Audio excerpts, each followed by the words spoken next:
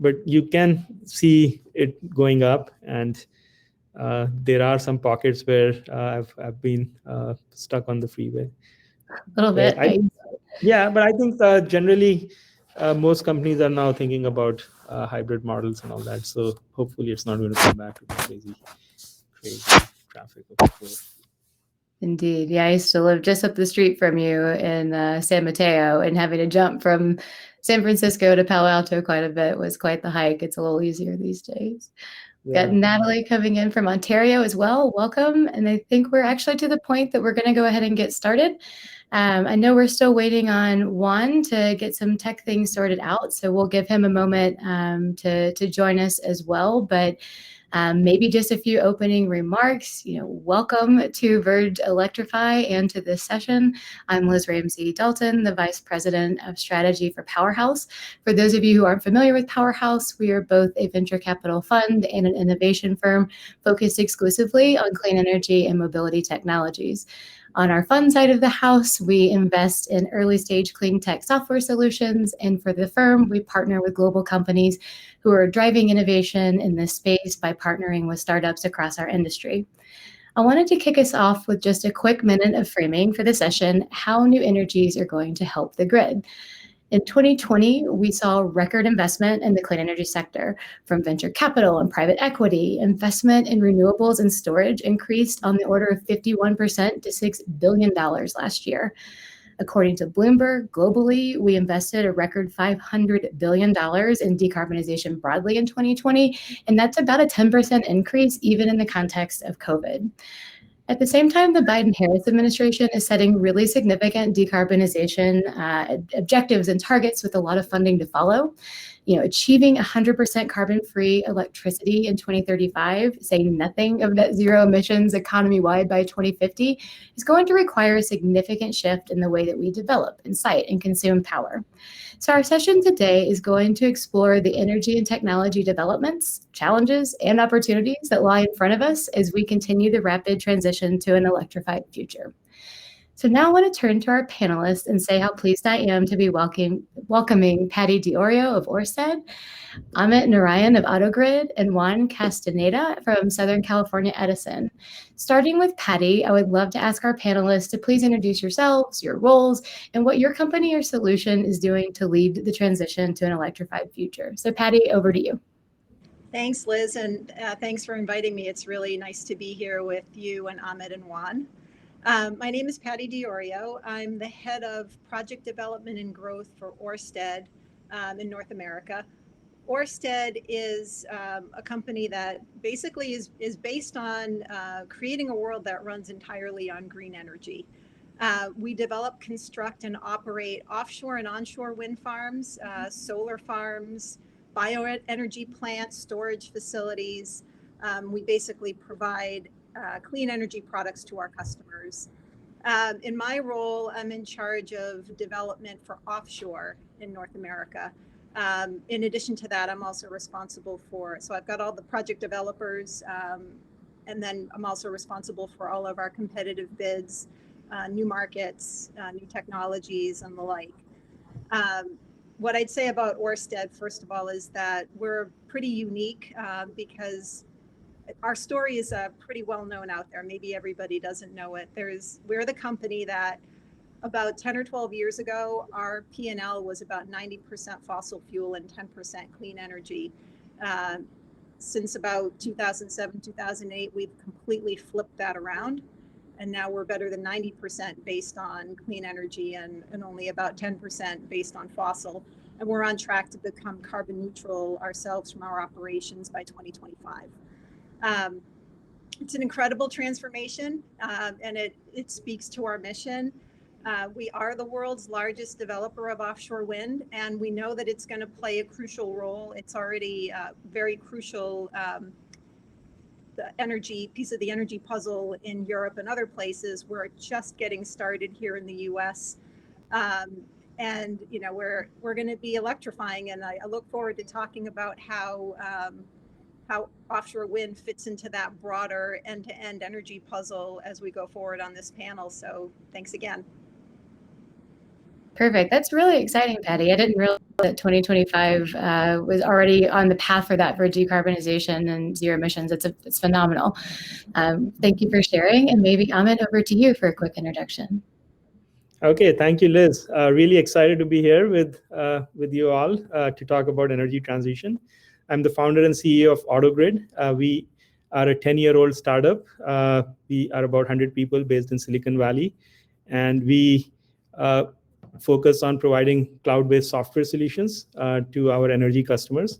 We serve both the traditional regulated utilities in the market, as well as new project developers, IPPs, and energy as a service companies who are deploying new energy assets, whether it's a renewable asset like wind or solar, or batteries or EVs. We have a pretty broad spectrum of asset classes that we can bring data from and optimize. Today, we are operating in around 12 countries. Some of our investors are the largest project developers. I mean, I'm fortunate to have funding from Ørsted as one of our investors as well, and some of the other energy companies over the years have funded us. We have raised close to $100 million and been just working on this. I think it's really exciting to be at this juncture where finally we are seeing these new technologies take on and gain traction, not because of regulation, but primarily because of how the economics work. And we have seen that in our business when we started out, and until about 3 years ago, 70 to 80% of our business was coming from utilities. And now, today, more than 70% of our business actually comes from the new energy companies, which are sort of deploying these assets. Of course, they have to interface with utilities for creating the maximum value for their customers as well as for the society. And we sort of act as a bridge between the utilities and asset owners, operators, and developers to see how the data can flow from all the different stakeholders and how the value can be created for everybody who is participating in this transition. So I'll stop there. Looking forward to this conversation. I see you. Excellent. And Juan, it appears. Just in time. Well, and now it just went back to mute one. So if you are ready, you're just in time. We're just going through introductions, and we welcome. I'll watch it from the top. Thank you. Hi.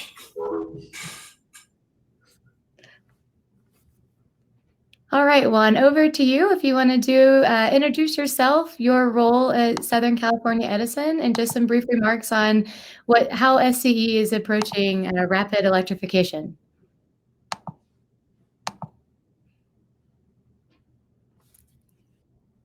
All right, I think we may still be working with Juan on some unmute here. So we'll come back to Juan in just a second. But maybe just opening a question up, and I want to start with offshore because Patty, we started with you first, and this is just such a rapidly growing source of clean energy, as you alluded to, around the world, but a growing emphasis in the United States. So I don't need to tell you that the Biden-Harris administration set this aggressive goal of achieving 30 gigawatts of offshore wind by 2030. They just announced the approval of the 800 megawatt Vineyard Wind project. Ørsted has been a leader in offshore wind, and really the beginning of that in the United States with your Block Island Power, I believe, initiative. What role do you see offshore playing as we continue to decarbonize the grid, and what do you see as the biggest challenges that it will face? Well, so I'll start with a thread that you already kind of laid for me. My screen just changed. Anyway, I'll keep going. Yeah, so we're just getting started here in the US. I mentioned earlier that in Europe, offshore wind has played a pretty large role, about 25 plus gigawatts in Europe spinning already today. Here in the US, we have 42 megawatts. So just getting started, and certainly, Vineyard Wind getting through the BOEM process was huge news for the whole industry and everybody together. Here in the US, we're actually, especially in the East Coast, could be thought of as the Saudi Arabia of offshore wind. We have some of the best wind resource on the planet right off of our shores. We also have a really buildable continental shelf. And it's just a great asset to take advantage of here. We're one of the best locations, I mean, basically, and the potential is pretty huge. Right now, as far as Ørsted is concerned, we've got about 3 gigawatts or so of projects that are in advanced development. So they've already got power purchase agreement contracts with the various states. And we have at least twice that at earlier stage with the lease areas that we've got today. We're the global leader, and we know that we're going to play a significant role, and it is offshore wind initially. You need the green electrons, and to the point of this panel, to electrify and to get the other sectors decarbonized. It's notable, especially in places like the Northeast. The power sector's already come a really long way. There's a long way to go, and offshore wind is a great resource to help get us the rest of the way there. But it doesn't stop at just offshore wind. In fact, we're trying to innovate along the way as well. We've got a really exciting, transportation is that sector that contributes a lot to the greenhouse gas emissions all over the country, and we have some projects in the way there. But you asked about challenges, though. I guess I'll talk a little bit more about how we're trying to knit end-to-end solutions together a bit more later. But the challenge with offshore wind is that for the U.S. it's new, right? And new technology. It's going to have some hurdles initially, and then the supply chain needs to come into place, and we're helping that along too. Us and our fellow developers are helping to bridge the gap for some of the suppliers so that more and more of the supply chain ends up on these shores. And it's also relevant to point out that it's not just the states where we have the power purchase agreements that are going to benefit. It's actually all over the place. Like shipbuilding can happen in Texas. There's a need for specialized installation vessels, and those won't necessarily be built in the East Coast states. Those could be built in Louisiana or Texas or Florida. So it's super exciting, I think, for many, many regions of the country. The other challenge that we see, though, if you think about it logically, is transmission. The places where we're building is offshore, and it's great because it's near load centers. And it's where, as the electrification comes into play, where the load will be near the coasts as well, because that's where the population is. But as you start to really get critical mass with offshore wind, right now it's kind of generator lead lines going from project to point of interconnection on shore. There is a longer term need for a more planned expansion of the transmission grid to allow for all this green energy to come in. Of course, we've got plenty of lessons learned from Europe on this question. And, I would say that one of the things that the developer community would be concerned about is you can't sacrifice the perfect for the good. You have to keep the projects, the generator projects coming online as this is all happening. And that's the trick. And that's where the collaboration element comes in. Between the different elements of the industry. So those are kind of, 3 big things, right? So it's new, so people have to, get used to it and realize that, that it is a resource that's going to help us in the long run. It may not look like we are used to seeing power generation work. You've got the transmission issue and then the supply chain. So, but all really exciting opportunities for us in this country, I'd say. Yeah, I mean, I want to say good problems to have, but exciting problems to have to tackle, and especially many opportunities to build out a system that works for everyone. So it's a really exciting time in this space. Really appreciate you sharing that perspective, Patty. I'm going to attempt to go to Juan, and let's see if Juan is working now. And if so, Juan, welcome. Thank you. Yeah, can you hear me now? We got you. Perfect. Excellent. Thank you. would you like to do just a quick introduction of your role at Southern California Edison and how you all are thinking about this transition to electrifying everything and decarbonization as part of that process? Yes, good afternoon, everyone. My name is Juan Castaneda. I'm Principal Manager at Southern California Edison. To be specific, Grid Technology Innovation is the group that I'm in. To your question, as far as the decarbonization, many of you might be aware that Southern California Edison has published and put together a strategy called Pathway 2045. So the idea is for us to achieve 100% decarbonization by the year 2045. This is in support of the state goals in the decarbonization sector. So we have three areas that we're focusing on. One of them is the supply, of course, which is DER. The next one is electric transportation, and then also the sequestration. So those are the three main areas that Pathway 2045 is focusing on. Excellent. Thank you, Juan. I'm going to pivot to Amit for a second and then come back to dive in a little bit deeper on work with Southern California Edison. So Amit, we just learned more about what's happening in this offshore wind space, and you're doing something that's on the complete opposite end of the spectrum. So instead of thinking about very large scale, big generation offshore, you're aggregating resources through virtual power plants, among many of the things that you all are working on at AutoGrid. I wonder if you could dive a little bit into the role of virtual power plants, how you see that playing in kind of grid modernization and decarbonization moving forward. Yeah, absolutely. So, I mean, if we take a step back, I think the big challenge that we face in general in our society and specifically around energy systems is that due to climate change, primarily driven by fossil fuel, we now see more and more of these extreme weather events, which essentially creates a lot of volatility on the system, and the systems were not really designed for that. Now, ironically, as we deal with this volatility and wean ourselves away from fossil into new energy, the primary pathway is to deploy more renewables.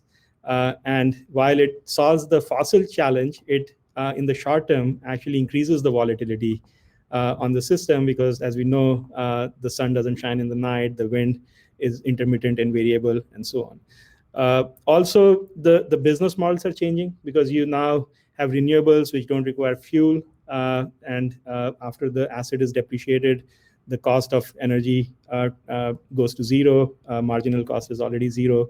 So the value that project developers have when they deploy these renewable assets is now shifting to fewer and fewer hours where there is more volatility in the system and they need to capture that volatility. So at a very high level, this managing the modern grid is becoming a game of managing volatility, and that is fundamentally a software optimization problem. The whole game is how do you make sure that the electrons get to where they're needed, precisely where they're needed, irrespective of where they're getting generated. And of course, you will still have central power plants and utility scale renewables, but you also have a lot of action that is happening on the customer side of the meter, typically where these customers were just load consuming quote unquote ratepayers for utilities. Now they are generating their own solar, they are changing the way they consume electricity. So we sort of come in the middle. On the utility side, the utilities have to see how to make the grid very reliable. And in the presence of renewables, in the presence of these distributed generation assets, which are now making the power flow instead of just one way from the utility to the customer, but potentially in the reverse side, and give them full situational awareness, understanding of where action is happening, and help them manage the grid better. And then the converse is also true. A lot of times you find situations on the grid where the grid is stressed. About 20% of the generators are used for less than 50 hours. That's a massive investment in capital. These generators are typically, these peaker plants are more inefficient in terms of their carbon footprint. About 10% of the emissions happen from these peaker plants which have maybe 2% usage during the year. Disproportionately, these peaker plants are deployed in disadvantaged communities. So there is also an equity aspect. So the virtual power plant really provides a way out of this dilemma. Like, how do you involve more and more renewables? And how do you take advantage of all the different resources and all the degrees of freedom that you have on the grid, irrespective of where they exist? So if you have a solar panel or a battery in your home, and let's say the grid is stressed, then the homeowner can essentially rent the unused power that is stored in the battery back to the grid. And that helps them reduce the cost, earn incentives, which actually creates a flywheel effect in the system where the more such resources you can bring to the market, the more you can pay for it by replacing inefficient peaker plants. And then that leads you to deploy more and more of these resources. So our philosophy and our sort of architecture is designed to make this a transaction as smooth as possible, remove all the points of friction. It is not something that utilities know how to do very well today. And you have a lot of diversity of asset categories and the protocols that these assets speak, but also transactional complexity on how you verify what an individual asset is producing, how do you settle and pay for that. So for utilities, we help them deal with this complexity and diversity on the asset side. And then we turn it around. Actually, if you look at it from an asset developer perspective, the complexity of dealing with utilities is even higher. I mean, nobody really, if they can choose what they want to do, will, and I'll go on a limb with Juan here, would want to deal with utilities. It's just that they have to deal with utilities, and there are 3,000 utilities just in the US. So if you are a solar developer and you have to actually go and figure out how to contract with the utilities and how to earn incentives, it's a massive overhead, basically. So we sort of come in the middle, and we say that instead of 3,000 utilities dealing with 3,000 developers, and you make 9 million connections for data and transactions, we are in the middle. We provide simple APIs to the utilities as well as to the project developers, and we just allow the flow of data and transactions to happen. So in some ways, we are the digital plumbers, which manage the flow of data and guide the electrons along with it. And I think we are trying to create value on both sides of this equation here. It's a really exciting development as these new technologies, come to the forefront of leading innovation in this space. So thanks for all that you all are doing at AutoGrid. You picked on Juan just a little bit, which I think we're all friends here, so that's fine. And at the same time, Clayton is in the chat saying, cheers to SoCal Edison for jumping headstrong into hybrid peaker plants and thinking about innovation. So Juan, I wonder, if you could talk to us a little bit about how you're seeing this play out in the SoCal Edison territory, or any perspectives you want to share. Yes, so particular to virtual power plants, I think, Amit, you mentioned a few key items there that I'll touch on. So first of all, for us, it's really critical and important to continue exploring the virtual power plant concept. So we have as part of the Pathway 2045, I mentioned 40 gigawatts of energy storage is required, right? So that's quite a lot. So 5 gigawatts of those 40 gigawatts are in behind the meter resources. So virtual power plants plays a really good role there. Not that this is the only, but that's one of the solutions for virtual power plants. So we launched a pilot project last year, and the idea really was to test the concept, right? So we were looking at use cases such as beyond wires that we go, right? So what that means is you're looking at how do you reduce congestion on the system, on a feeder, and ultimate at a substation, right? So in some cases, the transformation capacity reaches its limit. Can you utilize virtual power plants to help that, right? So instead of bringing a new transformer, a new substation, maybe you can offset by using the concept of virtual power plants.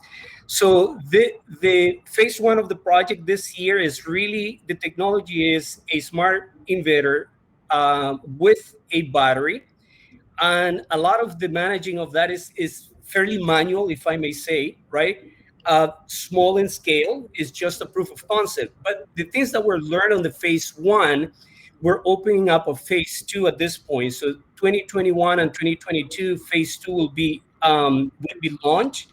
The idea of phase 2 is now to look at a distribution management system, or it's called DRAS, right? So the idea is to now, how do we manage power plant resources with this DRAS concept? 2023 and beyond, we think that there is an opportunity for us to merge now the DRAS with the DERMS, right? So we do have a DERMS platform that we're developing and launching, but not ready yet to integrate it with the virtual power plant. But the idea is, once again, beyond 2023, the company will be ready with the DERMS platform so that we can marry that. And now we'll be looking at those resources, not just at the customer level, but at the system level. Thank you for that, Juan. You got into an area that I wanted to pivot to, but before I do that, I want to note for our audience, I'm seeing a lot of questions start popping up in the Q&A session, and we're going to get to those in about 5 minutes. So as you all are listening, please feel free to type those questions in, and we're going to circle back for some interactive Q&A in just a moment. But broadening up from all the innovations that y'all are talking about, I'm wondering, we've touched on business models like briefly. Let's talk about how these new technologies will support, operations of the grid and what new business models we might be able to see. I'm happy to start with Patty and kick it around if that works for y'all. Sure, I'll throw in a couple of adjacencies from offshore wind.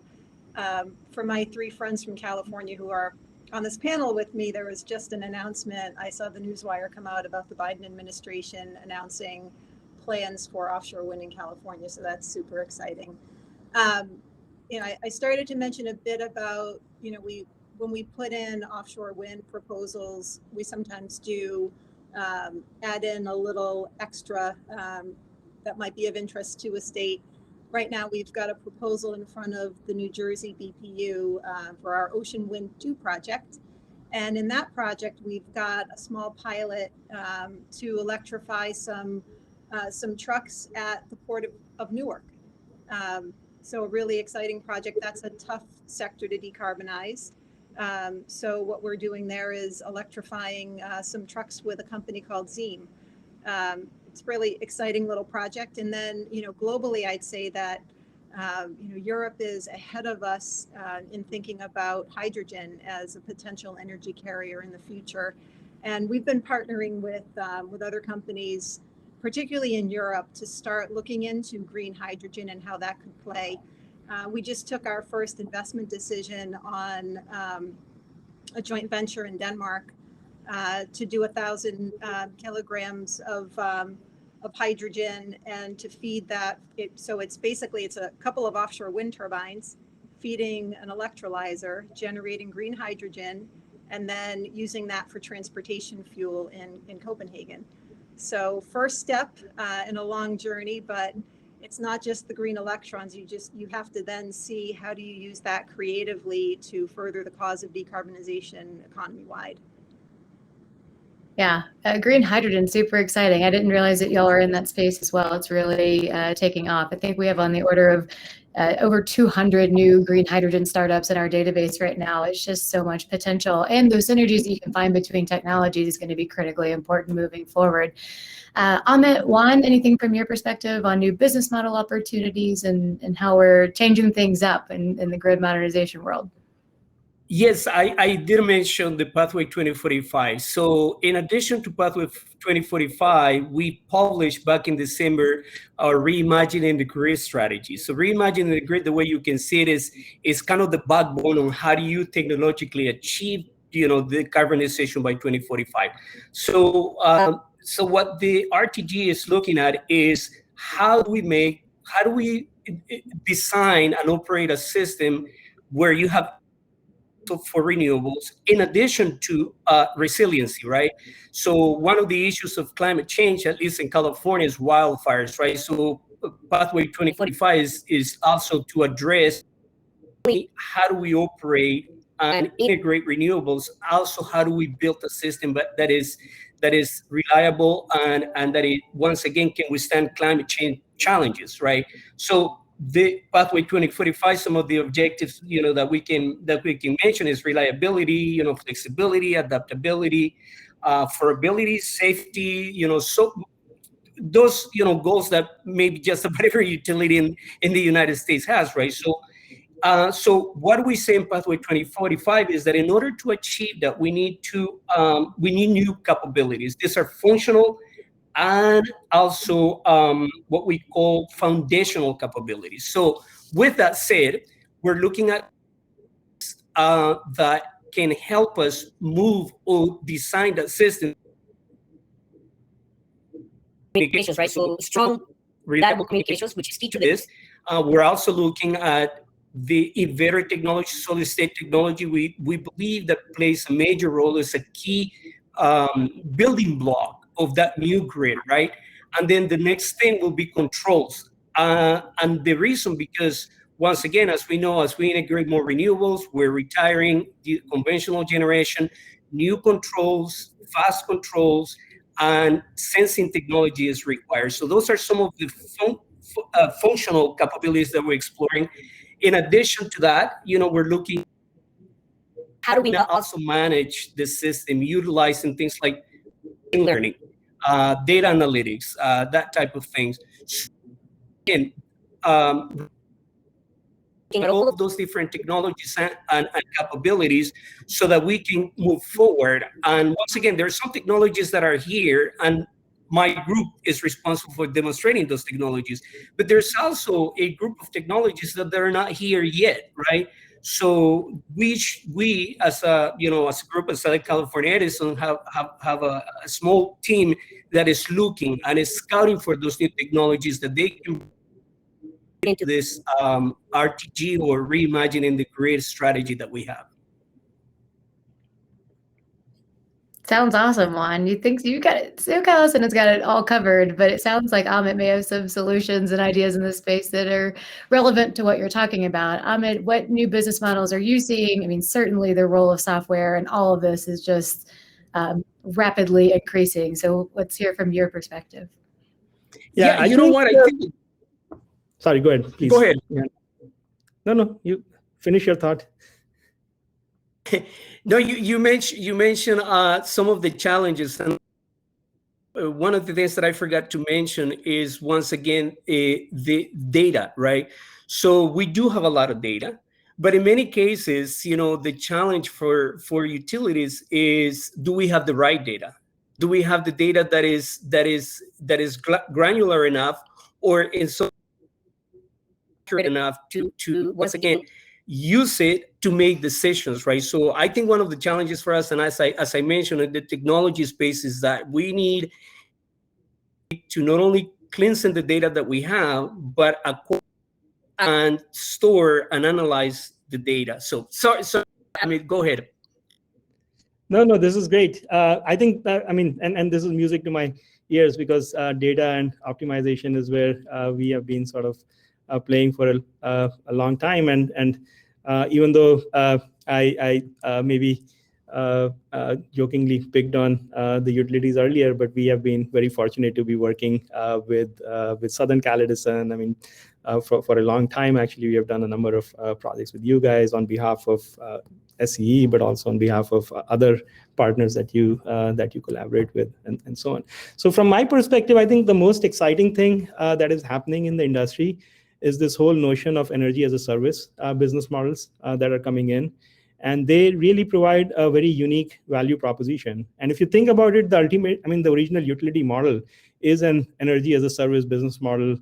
You press a switch, the electrons show up, you pay for what you use, and so on. But I think we are, for all the reasons I mentioned earlier, we are now moving from this mainframe era of sort of energy to a much more distributed PC or mobile era of energy, where consumers are getting empowered and they want to be much more in control of how they consume energy, what kind of energy they consume, what reliability they demand.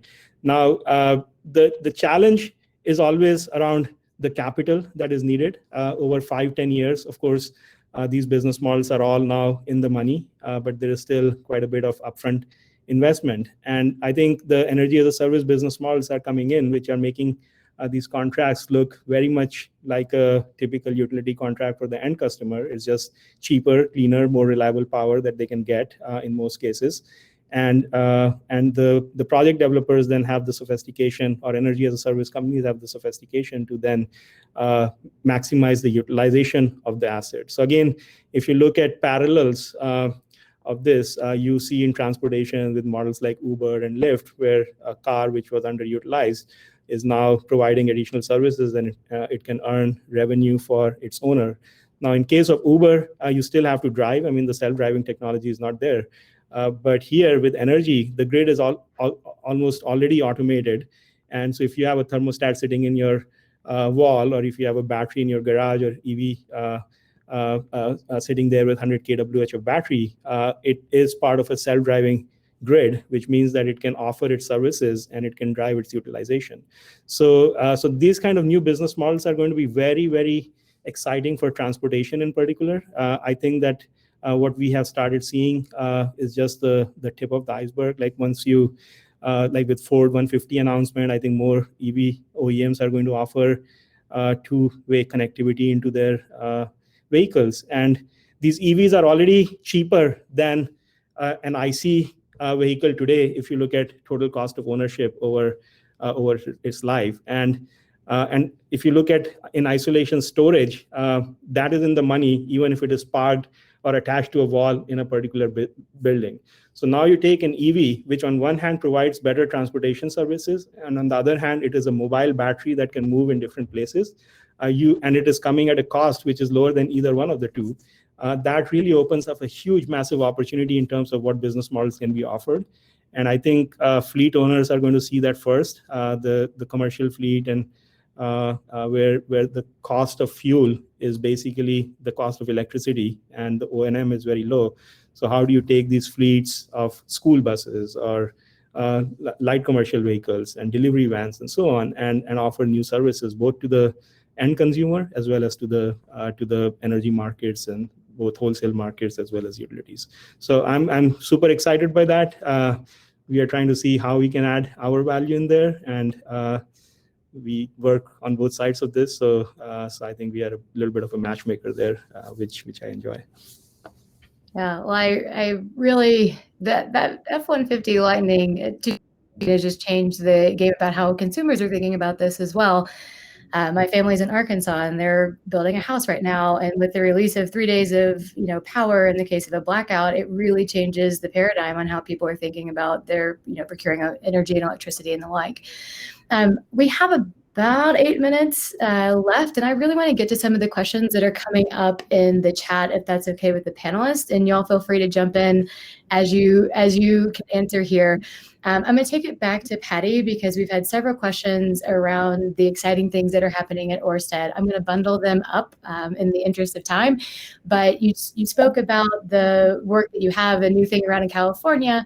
There's some conversation about Bahrain as well. I wonder if you could talk to us about your expansion and maybe a little bit more detail about your hydrogen project, and I can bring that up in just a second.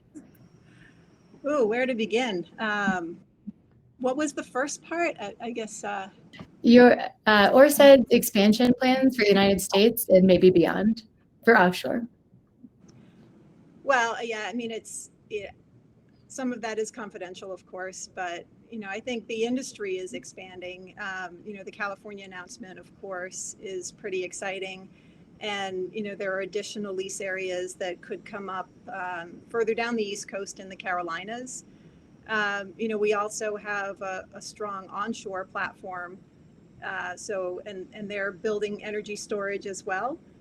So at some point in time, there could be, and I think Amit, when we were chatting earlier, you mentioned that a virtual power plant isn't necessarily all DERs. So, interested to pull you into that conversation too. But, offshore wind, I think, will eventually get more customers, will grow, and could end up being a slice in a virtual power plant, or, a synthetic PPA of some sort in the future. So, I guess that's what I would say about that. And yeah, the renewable hydrogen project, there is the one that I mentioned that we just took an investment decision on. And that one, it's relatively small in scale, and it's, yeah, any of these that we do early on are, our kind of foray into decarbonizing really difficult to decarbonize sectors. And in this particular case, again, it's transportation. You could see us branching beyond that at some point too, as the technology evolves and as the applications get, as I guess moving off of fossil fuel in some of the more difficult sectors starts to become more of a reality, and the technology, cost reductions start to happen. So exciting future for sure. Thanks, Patty. One for all of you is I can see, in a reminder to the folks in the audience, that you can like to kind of plus up questions. We have one from Jim Davis. It says the technology challenges REIT assets are substantial but solvable through innovation. What policy or regulation innovation do you feel is needed to enable or accelerate the technology deployment? And now I'm going to kick that one to the full group. So Juan, you're off mute. You want to take that on first? Yeah. Well, the way I want. I think there's a lot of opportunities coming down the pipe with the Biden administration and the infrastructure bill. And one of the things that I have said is that even if there is not an infrastructure bill, I do believe that there's going to be some opportunities by the administration trying to push the clean energy. That said, I think, the challenges sometimes that we have, which is funding, right? When you look at new technologies, if you're looking at new technologies in the distribution space, they're usually less, challenging in the sense that maybe they're not as costly. But when you start looking at the transmission space, we're talking about offshore wind. Where do you integrate the offshore wind? You're gonna bring it into the system. So that's a place where a lot of the technologies that require funding becomes a little bit more of a challenge, because they're in the millions, if not, multiple or hundreds of millions of dollars. So I think those challenges is by the ability of the federal government to incentive to provide with as utilities that oftentimes are prohibited due to the cost. I don't know if I answer. I think the question was a little bit different, but I kind of wanted to spin it that way because I do believe, once again, that there is a lot of opportunities coming down the pipe. We just got to be ready for those.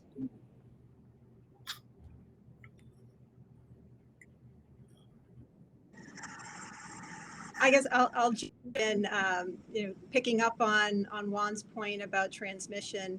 HVDC is, another technology that's evolving, and spurring that technology will be important. I believe there are now loan guarantees for some innovative transmission technologies, and that's a step in the right direction. And I would say also, the Biden administration enacting that ITC directed squarely at offshore wind is a step in the right direction too. A lot of, the technologies have to go through their build-up cycle, whether it's a new technology or a technology that's been proven, say, in Europe and come over to the US. It needs time to build up, and the costs do decline. We know that happens, and sometimes a little boost from government is what's needed to get the ball rolling. Amit, anything from your perspective? I mean, it's this topic can take an hour of its own, but I think it's beginning to change, but still in too many parts of the world, the way energy systems are funded for, and especially the utility business model. I mean, it's not true in California as much, but it's still a fixed rate of return that gets paid for deployment of assets. So generally having cheaper, better, faster is not as aligned with the utility business models, and it's beginning to change, but that needs to accelerate, and that needs to happen faster. And I think specifically when you start thinking about behind the meter assets, there are a lot of restrictions on how they get paid for and how much value they are able to derive from the utility programs.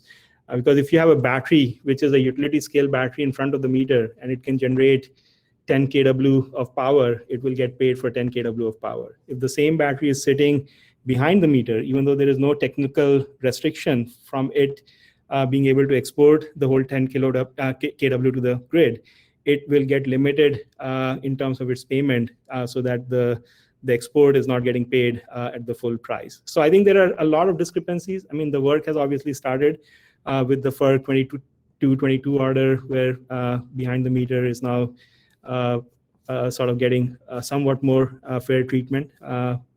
But I think we still have a long ways to go in terms of regulation that can really drive adoption of these things. Well, Amit, you helped me out, and you got one extra question in there around behind the meter solutions being integrated. So thank you for that. And with that, everyone, I can't believe it, but we're already at the end of our time in session. I really want to thank our panelists, Patty, Juan, and Amit. Thank you for spending your afternoon with us today. For the audience, please be sure to take the survey at the top. We really appreciate your feedback, and just genuinely thank you, everyone, and excited to see what happens as we continue to the Electrify Everything movement. Thank you for being here. Thank you. It was a pleasure. Take care. Thank you all.